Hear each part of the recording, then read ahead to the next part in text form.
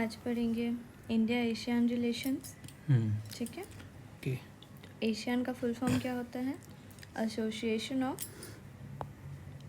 South east Asian Nations. ठीक है। South east में जितने एशियन नेशंस हैं सबका एक ग्रुप है, एसोसिएशन है, जिसको एशियन नाम दिया गया। ठीक है। अब ये स्टोरी हम लोग को पता है कि 1991 में यूएसएसआर जब डिसइंटीग्रेट हुआ तब क्या हाल हो गया था हम लोग का, all eggs in one basket. ठीक है। तो अब इंडिया बीच में है, तो अगर ये नॉर्थ साइड देखे तो चाइना है, वेस्ट साइड देखे तो पाकिस्तान है, साउथ साइड देखे तो श्रीलंका है और पानी है, पानी ही पानी है उधर। तो अब बचा क्या? ईस्ट, जहाँ पे वो अपनी पॉलिसी बनाए या फिर एग्रीमेंट करे या फिर साथ मिलके कुछ काम करे। अब इधर दोनों साइड तो दुश्मन देश हैं, तो उनसे तो कोई उम्मीद की नहीं जा सकती। तो 1992 में क्या हुआ? Look east policy. हमारे पास क्या बचा? ईस्ट डायरेक्शन, तो लुक ईस्ट पॉलिसी। ठीक है। अब जब नरेंद्र मोदी जी आए तो वो क्या किए कि लुक ईस्ट बहुत हो गया, बहुत देख लिए, एक्ट टेस्ट करना पड़ेगा। ठीक है। सो एशियन के बारे में जानते हैं। ASEAN was established on 8 August 1967 Bangkok, Thailand में। ठीक है। Signing of the Bangkok declaration. Founding fathers कौन कौन है? Indonesia, Malaysia, Thailand, Singapore, Philippines. ठीक है। Preceding organization ASA। ASA मतलब क्या? Association of south east Asia, plus Thailand, plus Philippines, plus Malaysia. ठीक है। अब इन छोटे छोटे आइलैंड्स और कंट्रीज़ जो हैं इनमें हमारे कॉमन फैक्टर्स क्या क्या हैं? कॉमन कल्चर है, कॉमन लैंग्वेज है, कॉमन हिस्ट्री है। ठीक है। जो भी हम लोग का एंसेस्टर्स से चला आ रहा है या फिर कनेक्शंस बहुत सारे, कॉमन बहुत सारे। ठीक है। तो इंडिया ने क्या बोला? Let's avoid conflict. ठीक है। अब कन्फ्लिक्ट रिजॉल्व करने के लिए या फिर वो ना हो इसके लिए क्या किया गया? 5 प्रिंसिपल दिए गए। Mutual respect for the independence, sovereignty, equality, territorial integrity and national identity of all nations. ठीक है। The right way of every state to lead its national existence free from external interference, suppression और coercion. ठीक है। Non-interference in the internal affair of one another, settlement of differences, disputes in a peaceful manner, effective cooperation among themselves. ठीक है। ये पंचशील जैसा नहीं लग रहा है? उसके 5 प्रिंसिपल्स। ठीक है। तो ऑल्दो नेहरू जी ने सबसे पहले पंचशील दिया था, लेकिन वो टाइम और वो जो जगह था वो उनके लिए सूटेबल नहीं था। नहीं तो उनके बाद जितनी भी पॉलिसीज़ बनी सारे इन्हीं पे बेस थी, को एग्जिस्टेंस, पीसफुल। ठीक है। सो एशियन वे क्या है? मुशवरा, मशवरा और मुफाकत। ठीक है। मशवरा करेंगे और फिर एक्शन लेंगे। ठीक है। Consultation and consensus. ये इसको बोला जाता है मिरेकल मेथड, मतलब बात करने से हर चीज़ सॉल्व हो सकती है। ठीक है। No war, no conflict, together they become massive economic power. ये है भले ही छोटे छोटे कंट्रीज़ में डिसइंटीग्रेटेड, लेकिन जब ये साथ आते हैं एक ग्रुप की तरह तो they become a massive economic power. ठीक है। तो इसको इग्नोर नहीं किया जा सकता। ठीक है। स्पिरिट एंड सब्सटेंस क्या है? Minimal institutionalization. ठीक है। उसमें क्या बोला जाता है कि लेट्स गेट अहेड। जो भी ये है मैटर है, इशू है, let's get ahead of it, जितनी जल्दी हो सके। ठीक है। तो यही इसका, इस ग्रुप का स्पिरिट और इसका सब्सटेंस मेथड है कि मिनिमल इंस्टीट्यूशनलाइजेशन। ठीक है। सो एक कोटेशन है, there is nothing which can not be settled between reasonable man across the table. ठीक है। कि ऐसा कुछ नहीं, अगर दो जेन्युइन रीजनेबल मैन हैं उनके बीच में ऐसा कुछ भी नहीं है जो बात करके रिजॉल्व नहीं हो सकता। ठीक है। Diplomacy is the art of engagement, channel of communication should be open. Diplomacy यही सिखाता है कि channel of communication should be open, no matter how ever small.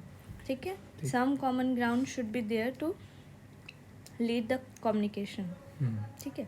अब इसको हम लोग याद कैसे रख सकते हैं कि कौन कौन कंट्रीज हैं, तो टीवी क्लिप ऑफ MBBS, इसको याद रखेंगे ट्रिक से। T फॉर थाईलैंड, ठीक है, Vietnam, Cambodia, Laos, Indonesia, Philippines, Malaysia, Burma, Brunei, Singapore, ठीक है। टीवी क्लिप ऑफ MBBS से याद रखना है। अब हम लोग देखें 1992 में हम लोग ने क्या स्टार्ट किया, लुकिस्ट पॉलिसी, ठीक है। उस टाइम पे इंडिया क्या बना, सेक्टोरल डायलॉग पार्टनर, ठीक है, involving interaction at the secretary level, India को ये प्रभार मिला, ठीक है। 1995 में क्या बन गया, डायलॉग पार्टनर, पहले क्या था, सेक्टोरल डायलॉग पार्टनर, अब क्या बन गया, डायलॉग पार्टनर, यानी फॉरेन मिनिस्टर्स लेवल पे, ठीक है। 2002 में क्या हुआ, partnership reach the summit level, ठीक है। और 2018 में रिसेंट में India plus ASEAN agreed to concentrate their strategic partnership on enhancing cooperation in the maritime security, ठीक है। सो हम लोग 1992 से 2018 में काफ़ी प्रोग्रेसिव पोस्ट और पोजीशंस अपने रिलेशन और स्ट्रांग हुए हैं, ठीक है। सो इंडिया का मोस्ट इम्पॉर्टेंट मैटर्स क्या है कि लोअर टैरिफ है, ठीक है, फ्री ट्रेड एसोसिएशन है, एग्रीमेंट है, ठीक है, कॉस्ट बचता है, टाइम बचता है, ठीक है, राइट्स हैं, लेबर लॉज हैं, ये सब इजीली मतलब ट्रेड करने में इजी होता है, ठीक है। अब 2004 में एशियन एज अ ग्रुप, अब जैसे एशियन के जो ग्रुप मेंबर्स हैं, ठीक है, वो इंडिविजुअली कोई भी फैसला ले सकते हैं, ठीक है, अपनी अपनी कंट्री के। जो एशियन है वो भी एक एज अ ग्रुप एक जुडिशियल एंटिटी है जो कोई भी फैसला ले सकता है, ठीक है। Just as a member of its country the Asian group can also decide of its own, ठीक है, ये जुडिशियल एंटिटी है। तो 2004 में इन्होंने क्या शुरू किया, FTA, फ्री ट्रेड एग्रीमेंट, किसके किसके साथ, विद चाइना, कोरिया और जापान के साथ, ठीक है। So integrated regional financial system, see block trade कितना तक पहुंच गया, $2.8 ट्रिलियन, ठीक है। सो अब हम लोग देखेंगे कि क्यों शार्क क्यों फेल हुआ और आसियान क्यों इतना सक्सेसफुल हुआ, ठीक है। आसियान का जो ग्रुपिंग है, दोनों तो इंडिया मतलब ग्रुप है जिसमें इंडिया इंक्लूडेड है, तो शार्क हम लोग देखते हैं कि उतना सक्सेसफुल नहीं है एज़ कम्पेयर टू एशियन, ठीक है। तो हम लोग इसमें डिफरेंसेस देखेंगे और देखेंगे डाउनफॉल ऑफ शार्क का रीजंस क्या क्या है, ठीक है। सो शार्क में क्या है, आर्म्ड कन्फ्लिक्ट, शार्क में सारे डेवलप नेशन है और न्यूक्लियर पावर नेशंस है, ठीक है, ठीक है, ठीक है। तो आर्म कॉन्फ्लिक्ट होते रहता है, वार होता है, बॉर्डर टेररिज्म है, इंसर्जेंसी ट्रेड है, ठीक है, तो ये सब कॉमन प्रॉब्लम्स हैं। एशियन क्या करता है, पहले रिसोर्सेज जुगाड़ करता है, उसके बाद अपनी इकोनॉमी बूस्ट करता है, उसके बाद एक्सपेंशन पे ध्यान देता है to the areas, stability of regional politics, geopolitical economic development, disaster relief, ये अपने एरिया को एक्सपेंड करते जा रहा है, पहले अपने रिसोर्सेज स्टेबल कर लिए, उसके बाद अपनी इकोनॉमी बढ़ाई, फिर एक्सपेंशन की तरफ गए। शार्क में क्या है, पहले expansion policy, non proliferation and disarmament, counter terrorism, peace keeping, cooperation to fix any issue, ये मेन है। और कोई भी इशू होता है तो ये लोग बैठ के रिजॉल्व करने पे फोकस करते हैं, ठीक है। अब प्रॉब्लम क्या है, 15 कंट्रीज जो हैं वो मिलके एक ग्रुपिंग बनाई है जिसको क्या बोलते हैं, RCEP, regional comprehensive economic partnership, जो फ्री ट्रेड एग्रीमेंट करती है, ठीक है। 2009 में क्या हुआ, दिल्ली डायलॉग, 2018 में दिल्ली डिक्लेरेशन, 2022 में 30th एनिवर्सरी, ठीक है, जॉइंट स्टेटमेंट बनाया गया।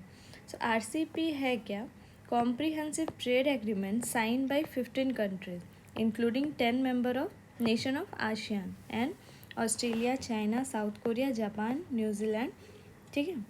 Negotiation on the detail of agreement 2013 में almost 30% of the global GDP contribute करता है। सो इसमें क्या बोला कि सर आप इतना सारा कंट्रीज़ बता रहे हैं, 15 कंट्रीज़ में, इसमें इंडिया तो है ही नहीं, ठीक है। So India walked away, India ने मना कर दिया। India is not happy about the fact that its trade deficit with ASEAN has widened significantly since the pact was implemented in January 2010। जो उसका ट्रेड डेफिसिट है, जो ट्रेड इम्बैलेंस है, वो बढ़ता ही जा रहा है, ठीक है। डंपिंग ऑफ गुड्स हो रहा है, लोकल इंटरेस्ट पे प्रभाव पड़ रहा है कि अगर हम लोग कोई भी कंट्री से ज़्यादा सामान इंपोर्ट करेंगे तो अपनी कंट्रीज़ का जो लेबर है, लोकल लोग हैं जो बनाते हैं, वो लोग का इनकम पे तो बहुत ज़्यादा इफेक्ट पड़ेगा, इनडायरेक्टली हमारी इकोनॉमी पे पड़ेगा। सो अगर हम लोग इसको साइन करते हैं तो इसमें चाइना भी है, तो चाइना क्या करेगा, चाइना तो मौका खोजते रहता है। तो अगर हमने इनसे साइन कर दिया तो चाइना की मैन्युफैक्चरिंग हम लोग से बहुत ज़्यादा बेटर है, बहुत ज़्यादा स्ट्रॉन्ग है, ठीक है। इंडिया वीक है और चाइना डोमिनेट कर लेगा, तुरंत अपने मार्केट से फ्लड कर देगा कि मेरे पास इतना मैन्युफैक्चरिंग है कि मेरा प्रोडक्ट हम तुम्हारे कंट्री में देते जाएंगे, मेरे पास तो कमी नहीं है। लेकिन उससे क्या होगा, हमारे जो लोकल ये है जो बनाते हैं अपना प्रोडक्ट, हैंडीक्राफ्ट वगैरह, वो सब पे बहुत ज़्यादा इफेक्ट पड़ेगा। सो चाइना तो है दुष्ट, तो वो क्या बोला कि ठीक है, तो RCEP क्या बोला कि हम लोग लिमिट लगा देंगे कि वो मान लो कोई भी प्रोडक्ट है तो वो 100 टन से ज़्यादा नहीं बेच सकता, ठीक है। तो बोला कि ये भी तो एक प्रॉब्लम ही है। चाइना क्या बोला, ऐसा थोड़ी, अब मेरे पे लिमिट है कि हम 100 टन इंडिया को बेच सकते हैं, ठीक है। अब हम क्या करेंगे, एक फैक्ट्री जापान में लगा देंगे, वहाँ हम 100 टन भेजेंगे, वहाँ से इंडिया आएगा। फिर जो उसके कंट्रीज़ है, कोरिया में हम एक फैक्ट्री लगाएंगे, वहाँ 100 टन भेजेंगे, वहाँ से इंडिया जाएगा। तो इनडायरेक्टली क्या, चाइना का ही प्रोडक्ट है जो इंडिया में फ्लड हो जाएगा, पूरा भर जाएगा उसका मार्केट, इसीलिए इंडिया मना कर दिया। तो ये बहुत ही वल्नरेबल सेक्शन है, डिसएडवांटेज सेक्शन बोलते हैं। जैसे गांधी जी बोलते थे कि जो अगर किसी इकोनॉमी को ग्रो करना है या फिर कोई देश को ग्रो करना है, तो जो उसका डिसएडवांटेज सेक्शन है, जो बहुत ही वल्नरेबल सेक्शन है, उसको देखकर पॉलिसी बनानी चाहिए कि उस तक हेल्प पहुँचे, लास्ट आदमी तक, ठीक है। तो इसी को बहुत 100 साल बाद एक रॉल्स थे, वो उनको ये थ्योरी इस्टेब्लिश किए, उन्हीं के आइडियोलॉजी से, जिसको बोला गया रॉल्स थ्योरी, ठीक है। सो कोटेशन बोला जाता है कि first manage the risk, profits will take care of themselves, ठीक है। जो रिस्क हैं वो सबको पहले टैकल करो। सो RCEP doesn't have a safeguard mechanism that allows member countries to take temporary measures to protect their domestic industries from a surge in imports that may cause harm to their industry. The safeguard mechanism is triggered when the imports of a particular product exceeds a certain threshold and it causes serious injury to the domestic industry. So, Modi ji said the deal in its present form doesn't fully reflect the basic spirit and the agreed guiding principles of RCEP, ठीक है। India बोला कि ये जो deal है वो doesn't fully reflect the basic spirit और guiding principle of RCEP.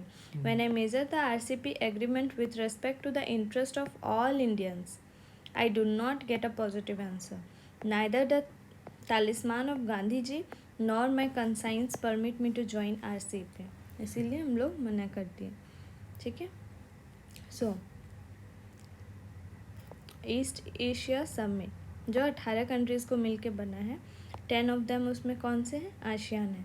उनकी प्रायोरिटी क्या है, areas of concern, priority areas 6 हैं। पहला energy, education, finance, global health issues, pandemic disease, उसको कैसे ओवरकम करना है, और नेचुरल डिज़ास्टर्स मैनेजमेंट। ये एशियन कनेक्टिविटी को दिखाता है, ठीक है।